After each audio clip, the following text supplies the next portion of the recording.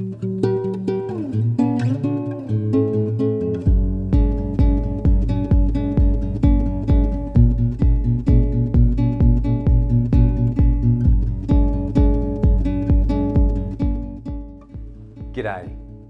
my name's Eric Robinson, Associate Director for Inclusion at Evangelisation Brisbane. I want to start by asking you to take a moment and think of a time in your life when you felt you were unfairly excluded or left out from something that was very important to you. Think about how that experience made you feel.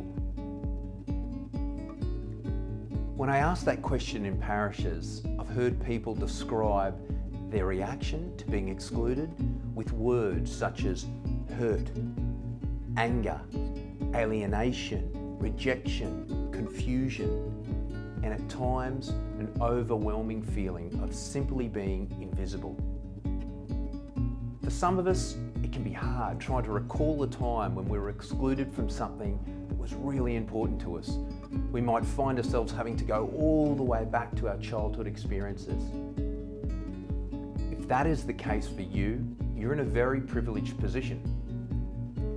But for others in our parishes and wider community, that feeling and experience of exclusion is a familiar reality of life. We know that some people experience being excluded more than others, meaning their voice, contribution and value is diminished. This might be due to their ethnicity, socio-economic status, a disability, age, health or gender.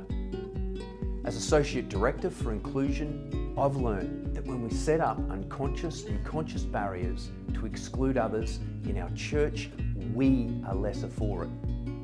And our opportunity to evangelise and build powerful, hope-filled parishes that are authentically reflecting God's love is greatly diminished. In my role, I'm fortunate to lead a wonderful team of experienced and dedicated staff. The inclusion team works in areas such as justice and peace, multicultural pastoral care, the delivery of the Reconciliation Action Plan, you may have heard of it, called RAP, with First Nations people, ecumenism and interfaith relations, along with the upcoming launch of a comprehensive Laudato Si action plan for the Archdiocese of Brisbane.